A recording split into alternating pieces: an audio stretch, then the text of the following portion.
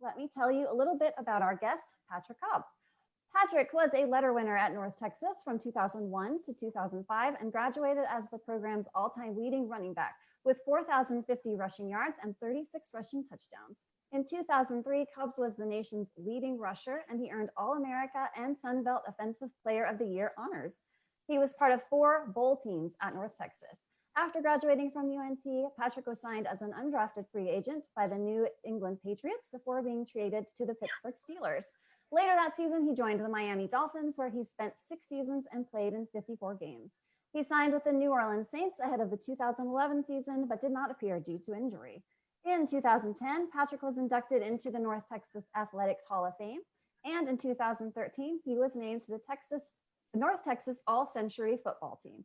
Off the field, he earned 2 degrees at UNT, a bachelor's in applied arts and science and a bachelor's in sociology. He joined the North Texas coaching staff in 2019. Patrick, thank you for being here, and Casey, take it away. Thank you, Claudia, and thank you, Coach Cobbs, for joining us on this beautiful evening. This is such a cool thing to not only get to meet you face to face. I'm going to use real big air quotes there, Yeah. but to meet you, but also get an inside, view of this gorgeous indoor practice facility. So thank you so much for being here. No, I appreciate you guys having me. This is the new norm. This is face to face now. I guess this is social distancing at its best. So thank you. Yeah, you bet. So, Coach, if you don't mind me asking, let's just take it all the way back to high school, right? You were doing some crazy, amazing things in high school, and then you got recruited to come to UNT, and of course that made our lives, our Mean Green lives, so much better. And we're truly blessed that you came to play for us. So I'm curious, what was the recruiting process like for you coming out of high school and choosing a college? Oh, I mean, it's crazy. Back in the day, being a coach now in recruiting, everything's online, so it's easy. You put your video on, everybody gets to see it. Well, when I was getting recruited, we had VHS tapes, and then you had to dub the tape, then you had to send the tape off, and I really wasn't good at that, and I really didn't do it all that well. So during the football season, I went through my senior season, and nothing really happened for me.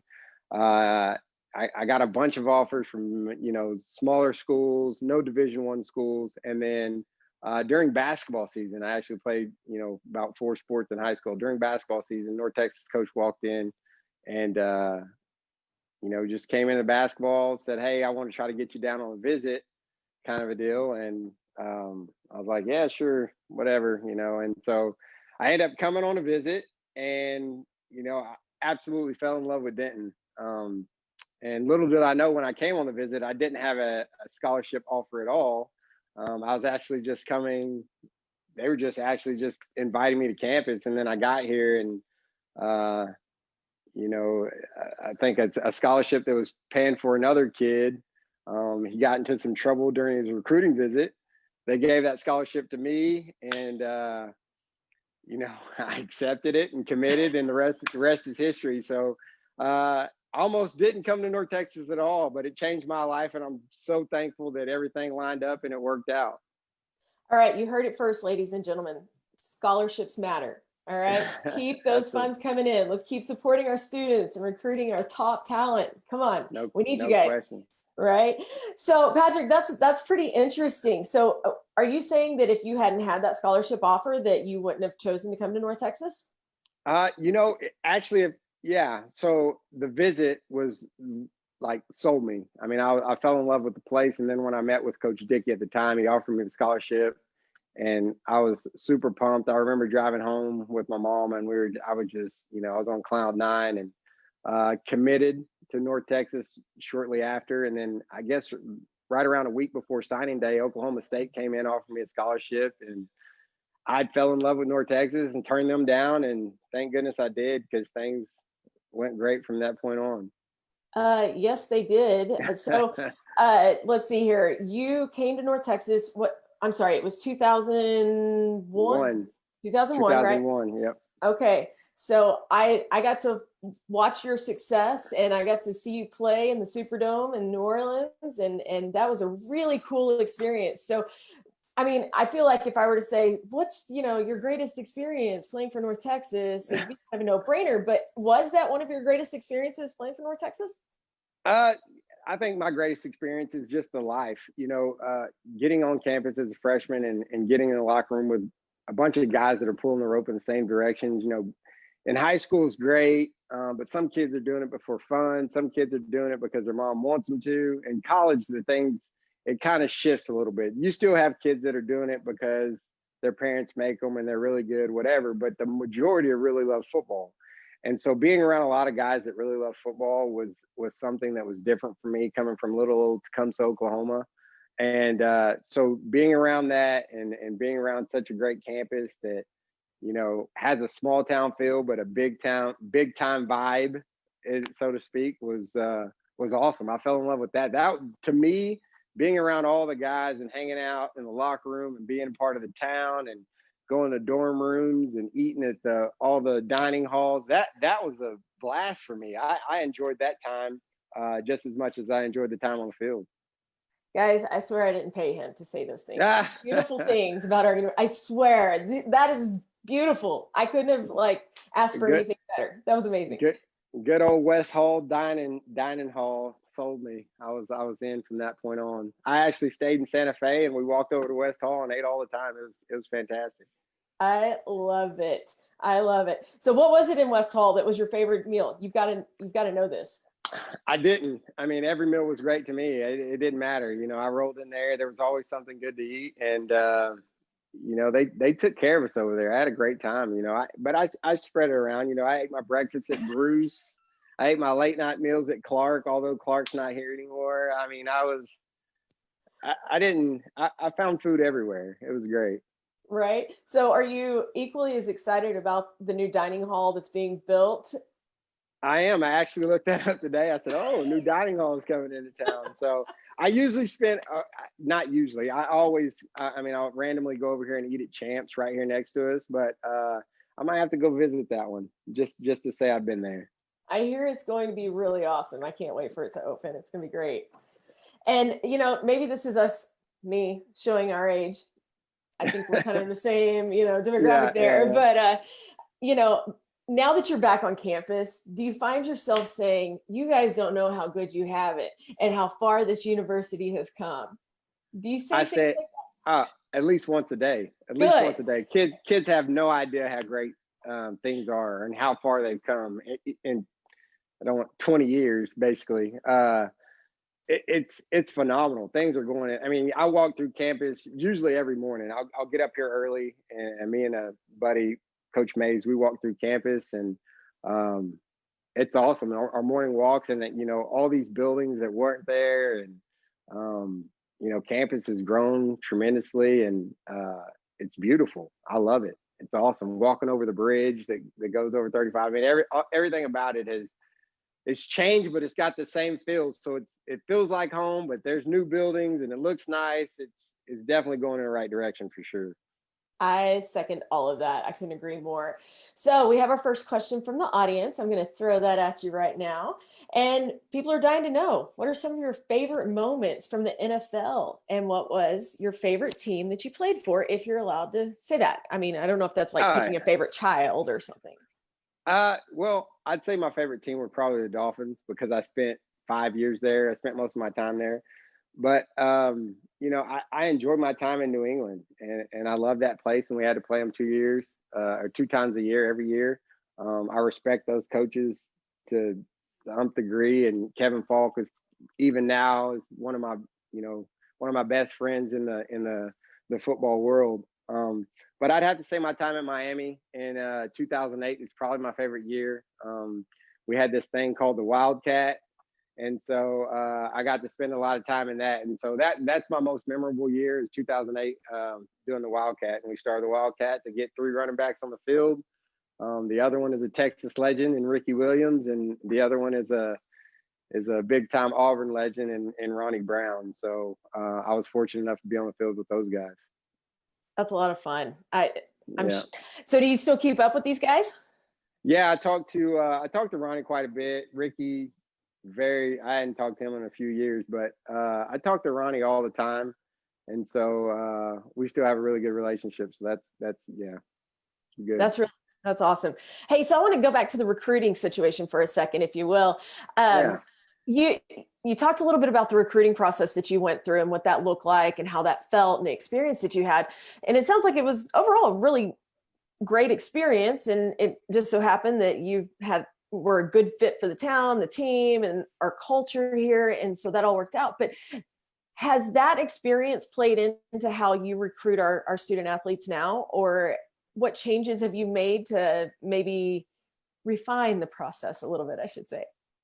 Uh, there's pros and cons. So I think, my recruiting process has a lot to do with experiences in high school, college, NFL, coaching high school. My experience with recruiting come from all that. But my understanding of Oklahoma football definitely derives from my time in high school. I know that, I obviously spent my high school years in Oklahoma, and I spent 5 years coaching in Texas. They're not on equal playing field. Texas football is completely different than Oklahoma football. It's almost cult-ish here in Texas, to where you play football literally all year round. Everything revolves around football. Even when you go to other sports, you still have your foot halfway into football. And so that's the biggest difference in Oklahoma. Whereas when you're in football season, you're in football season. And when you're done, you don't see football again until next fall. And so those kids are, there's a lot of potential in those kids in Oklahoma. And I know that going in, because I know that they don't get the same attention that those kids in Texas get. And so that has put a bigger light on me in recruiting Oklahoma. That is my area of recruiting. I'm not saying that I'm all about Oklahoma kids, but I'm just saying that has shaped my vision on kids in Oklahoma, because that is my area, saying that these kids can be coached and their potential is a little higher because they haven't had the same opportunities as kids in Texas. I think it's awesome that you can, look at it through different lenses, being on both sides of it. That's really remarkable. So going back to the high school, you mentioned that you played four sports. Is that correct? 4 sports in high school? I played a lot of sports, maybe more than 4. Actually, it's probably 5. I played football, basketball, baseball, track, and powerlifting. So five sports. Nice. So it's, good times. You were really busy. So, and tying it into the whole football being cultish here in Texas. Yeah. I mean, we love our sports, and I've noticed that even at a very young age, kids are committing to one sport and one sport only. And then, and this is a hot sports conversation in our household right now. And your tweet the other day about, Michael Jordan, look at him. Look at baseball. Yeah. I mean, you to me, specializing in sports it's kind of harmful for the kid. I mean, to be honest with you, I think kids should enjoy competition regardless of the sport, and just enjoy competing and having fun. There's things that they're going to learn in different sports that helps them in other sports, like football. We'll just do football in general. There's things in basketball that'll help them in football. There are things in baseball that'll help them in football, track. I mean, there are things in these other sports that you can't get in the weight room. Competition being the biggest one of all of them. I mean, when football's over and you're in the off season lifting weights, there's no competition to that. I mean, you might be pushing yourself, but you'd be pushing yourself harder if you were playing against another person during that off season. So I think, the more a kid can do, the better he is. I think athletes win over football players. I think athletes have a bigger ceiling than football players. So that's just my opinion. I mean, everybody has their own. That's simply my opinion. Everybody that I've known that's went and played at a big time level didn't just play football for the most part. So, I mean, Ronnie Brown played baseball all throughout high school. Ricky Williams played baseball, and even played baseball after high school before he even played football. So, I mean, if you could name 1,000 athletes, and I guarantee you, 995 of them played another sport. If you're that good of an athlete, you're going to play more than just football. So, man, that's all great advice. Seriously, that really kind of helps put things in perspective once again. But when you've got high school students that are playing select leagues versus UIL and things like that, what's your hot sports opinion on that? Do you recommend it? Are you playing select sports? I would say at some point a kid needs a break in a sport. I wouldn't suggest playing a sport all year round and that be the only sport. I think your chances of getting injured is higher because you're not teaching your body to do different things than other than the things it's taught to do every day. If you're running on a track every single day and all you did was take left turns, what happens when you have to make a right turn? I don't know. I mean, it could just, you would think that it would hurt worse than making a left turn. So I think you should do different things. So sure. No, I love that. I think that's great and great advice and great for parents to kind of chew on and figure out what's best for their kids too. So, another quick question from our audience, and I think this is a great question to kind of get us into talking about the season's or this upcoming football season is, what do you think goodness, words are hard this late at night, guys. Bear with me, right? No question. No question. What do you think will be the Mean Green's main priorities on the field this season? To win. I don't know how else to do it. I mean, our goal is to win, and however we got to do that is our main priority is to win. Obviously, it's to get better every day, but hopefully we can tie in wins getting better every day. So we want to come out and compete our hearts out and maximize our talent every day and get better every day. And if, obviously you play the game to win. So that's our, you can church it up and say all the good things that you want to. At the end of the day, I want to win. The competitive nature in me is to win, and that's what I want to do. I love it. So are you guys working on some crazy trick plays we need to keep our eyes out on for?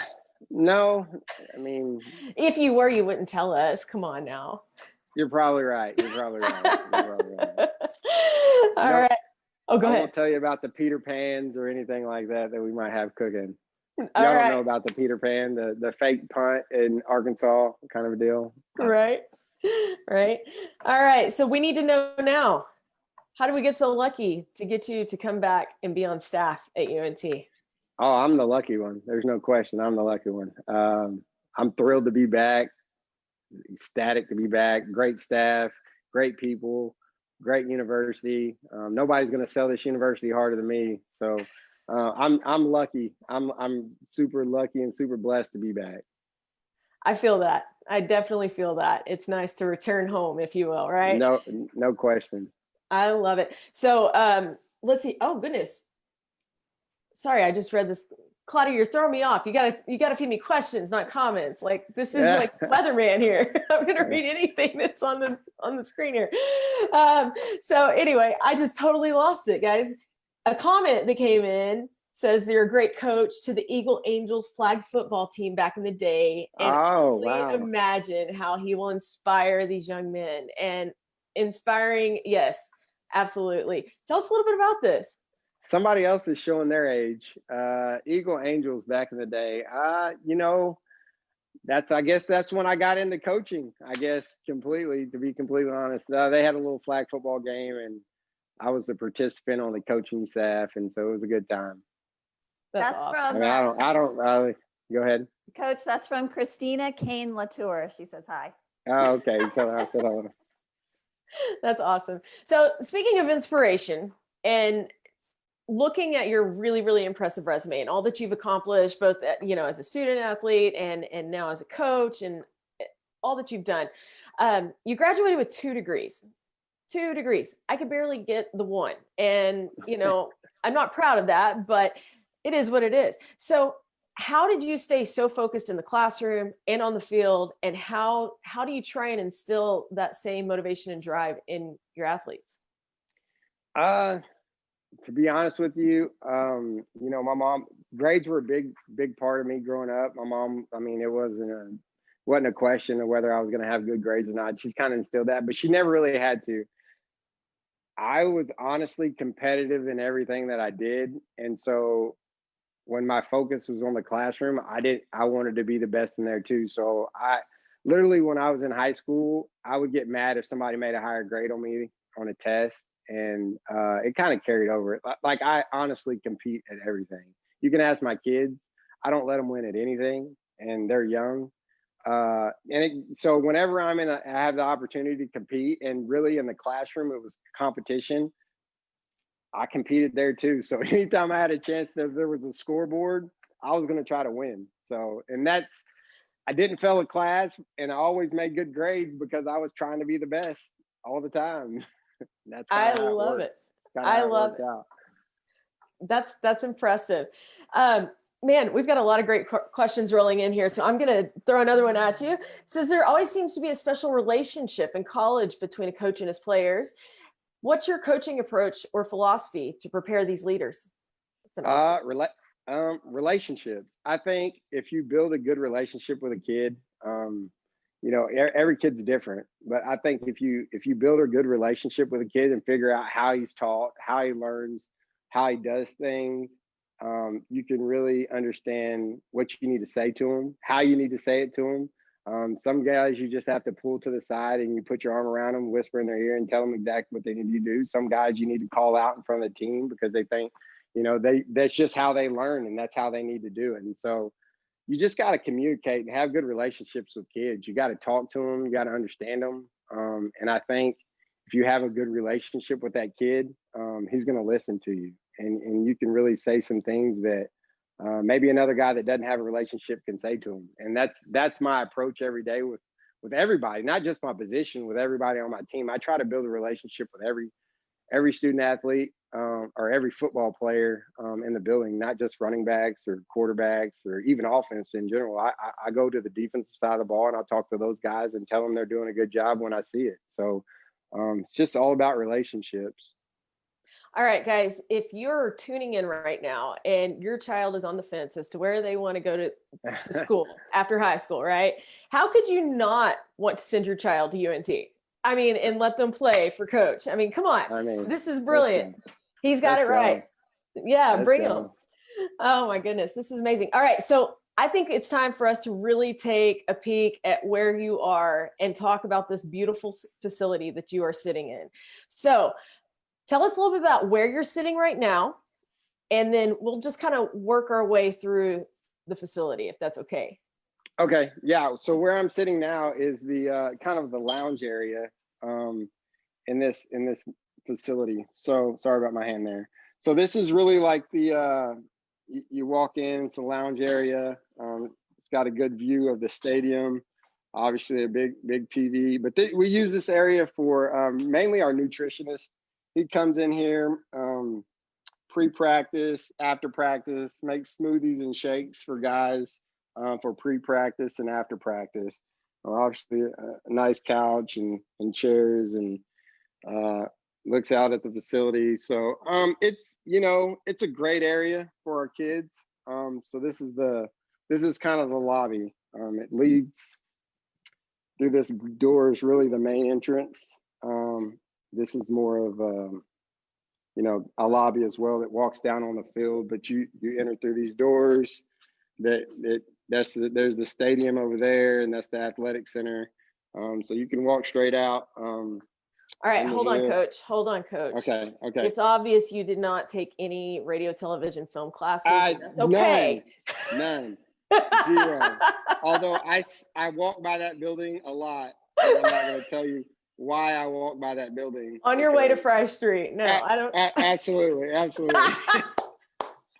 Oh my gosh. Hey, seriously though, will you go back to the front door entrance? Because one thing that I love about this facility and Apogee Stadium and our university and every way everything is built is a beautiful sunset every night. Oh yeah. Just look at that. Gorgeous. What's not to love? Is it still raining?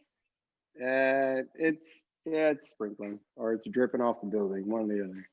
And that's it's official weather report live from Patrick Cobbs.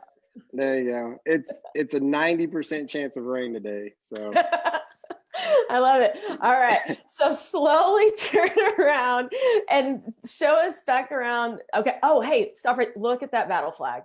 is Look at that? that. And so here's the deal. So this battle flag has the names of donors on it. So those are the names of the donors engraved in the battle flag. So that helped build this great building, which is phenomenal. And it looks like there could be room for more donors. Are we to help? Absolutely. Yeah, right? Could always use a little. I mean, buildings need to go up. That's right. Recruits need food. You know how we do. Absolutely. But yeah, so this is so right when you walk in, this is kind of the actual lobby. And there's our green tower. So this thing lights up. It's lit up already, but oh, there it goes. Ooh. So you can light the tower in the room. So it's really good for our recruits. You push the button and light the tower. Everybody knows about lighting the tower, but I thought that was a nice touch. And C. Dan and Smith families. But yeah, this is the main entrance. I'm not actually sure what's around here. I don't think I've ever actually been. I've not actually been. Oh, it's the restroom. So there's the restroom. I've not actually been over there. So That's all right. That's all right. Sorry, Well, we appreciate you sorry for showing us. my filming. Tell me when you want to go to the next room. So, and we got our lovely hand sanitizer here because we're staying COVID free. That's right. Priorities right there. Yeah, let me know where we need to go. Yeah, All take right? us down onto the field if you don't mind. Okay, so yeah, so this entrance takes you right on down to the field. We actually got a couple kids down here working out. Excuse them. The work's never done around here, I guess.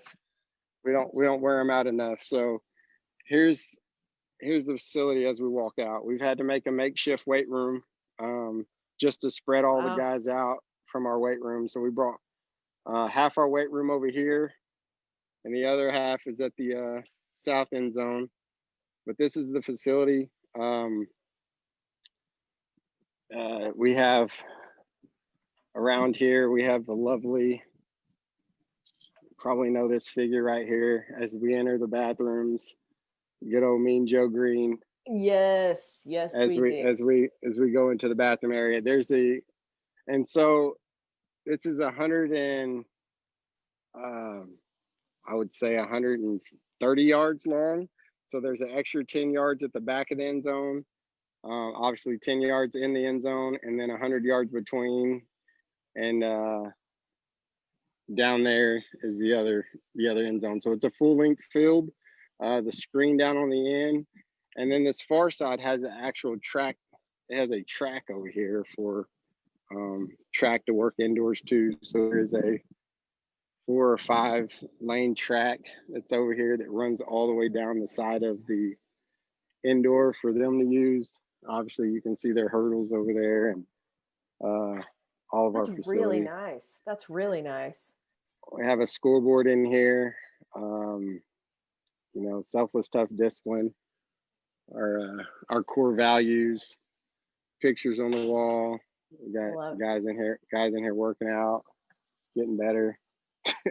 Another scoreboard. Yeah, no, it never stops. Kids take advantage of this facility. Just another little plug, let you know that it never goes unused around here.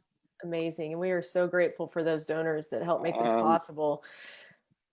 Absolutely. There's those 4 big speakers. It's got big surround sound in here. And then I want to show you the outside, which I think's they can film from up on the post. There's actually look at that. field goal nets that pop down on both sides that you can play in. The big Texas. That's awesome. Texas Eagle and the Texas. We got the big glass doors down the side that we can open up, go in and outside. Nice. I hope I don't get wet. I guess it is kind of raining, but outside the door is turf as well. So there's 20 yards of turf fields. There's 2 of them. They run side by side, and then obviously our grass practice field. But there's speakers out. Yeah, it's raining, so I can't really go. There's speakers outside as well up on the post, so you can have the music outside. The facility is phenomenal. It's second to none. I've been in a lot of places, and this is by far one of the best I've been around. I mean, that's NFL and everything. This is big time. Wow, that says a lot. That's really impressive. Oh my gosh, this is just really neat. Guys, if you have not been over there to check this out on I-35, northbound, southbound, on your way to and from Oklahoma, whatever that may look like, you have got to drive by this thing because it is phenomenal. There are massive letters on the side of the building, right, Coach? I would go out there. Yeah, that's one of my favorite parts. If I could go out there, I would. The letters, I don't know, 15-foot, 20-foot big letters that illuminate all of 35W and really 35 southbound. You can see that sucker from a long ways away. Yes, I would imagine. I would imagine from a plane you could see it. So it's pretty phenomenal.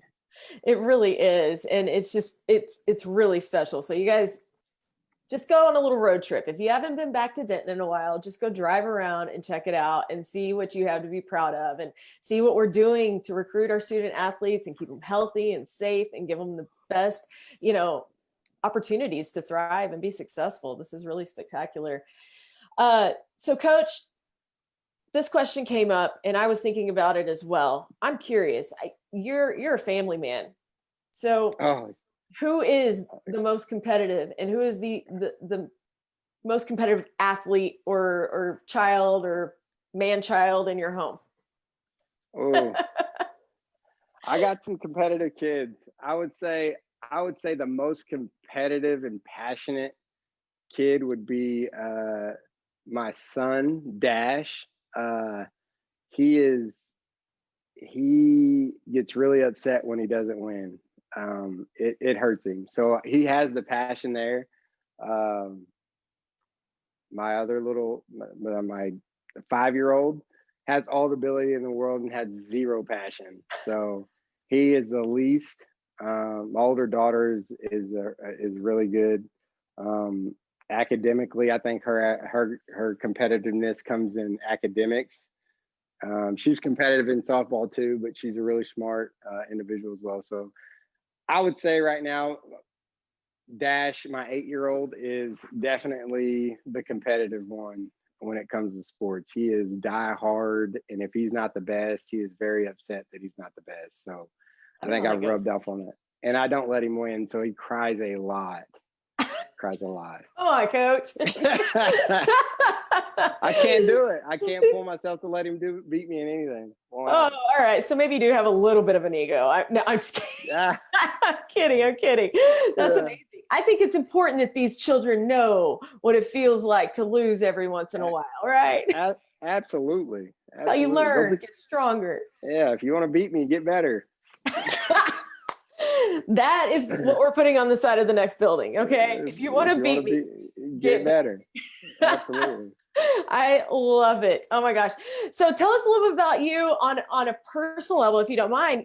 You've got young children at home. So to balance football season and a family, how are you keeping that work-life balance?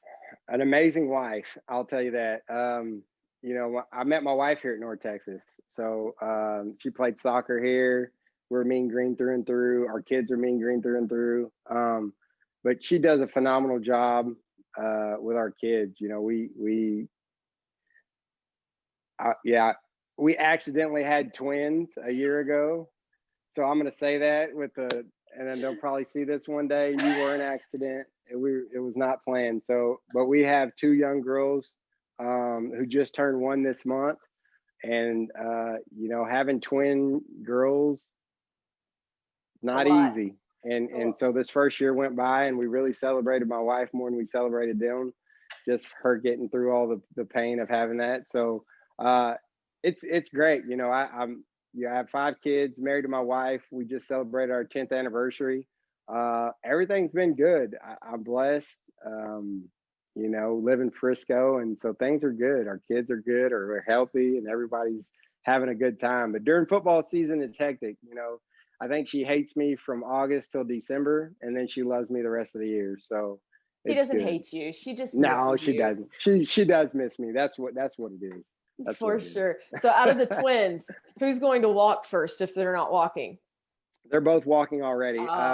So their names are River and Rome, and River actually started walking at 10 months. And then Rome just started walking before a year old. So, but they're both sprinting around the house right now. Well, they're probably asleep now, but they were sprinting around the house before I left. So God That's bless amazing. God bless my life.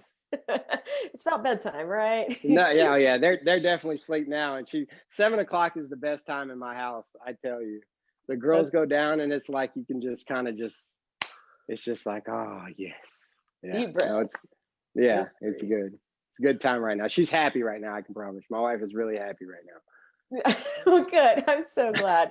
And I love that you've got such an amazing woman to support you and keep you going strong and keeping you sane to help us support our students and keep them successful. So as far as football season goes, we've got our home opener coming up.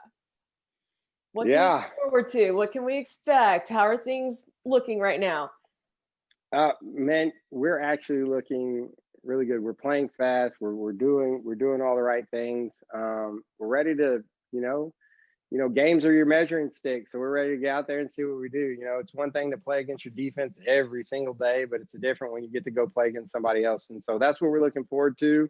We're looking forward to putting a great product out on the field. And, our players have done a great job through these unprecedented times. And so we're looking forward to playing ball, and our kids are, and we're fired up about it, and we can't wait till next Saturday. Listen, we are fired up about it too. We miss it in a big way. Claudia, this question, do you know yet about away games? What do you mean by that? Can you elaborate just a bit? Do we know yet if we'll be able to play away games, or are we just kind of waiting to see how it'll go, I think? Right now our schedule is our schedule, and we plan on going to every single one of them. So the lucky thing about, I say lucky, the good thing about our schedule is we only had 2 games outside of Texas. So all of our games are scheduled to be in Texas, which is really good. So yeah, we plan on playing every single one of them, even in Houston. I'm sure that's why somebody wrote, we do plan on playing Houston, if you're living in Houston right now and ask that question. That's awesome. That's great to know. Claudia, I see Ellery's in there saying something to us. What does he say? I can't pull it up. Who will be the starting quarterback this season? Is that what Ellery asked? Hey, Ellery, thanks for joining us. You'll just have to wait till Saturday and find out. And I only say that because I'm not sure I know right now. The competition is still going. They're competing, but it's been a good competition. So I'm excited about both of them. Well played, Coach. Well played. We respect and appreciate that, but it never hurts to ask, right? Oh yeah, absolutely. Oh my gosh. All right. Well, Coach, again, I can't thank you enough. We are so excited to kick off this football season and get this show going and, start cheering for our home team again. It's going to feel good. It's going to start to feel normal for a minute. And that's exciting. I know the world's ready for this.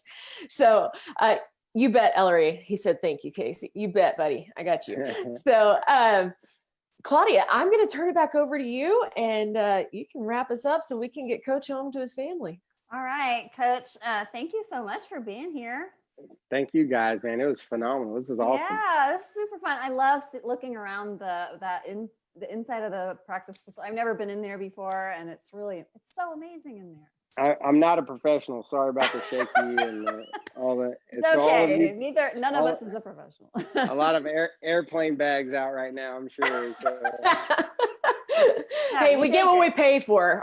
This paid talent we have, There you go. You did great. I promise you I'd be better next time. So my competition level would go up. So I was about to say I would be well prepared next time. I promise. Game on. Or if I would have watched somebody else videotape, I would have been better than them. I should have done my research. We had no idea you were so competitive. I love it. Well, thank you. Yes, thank you. And thank all of you guys for being here today. I'm so glad you could join us.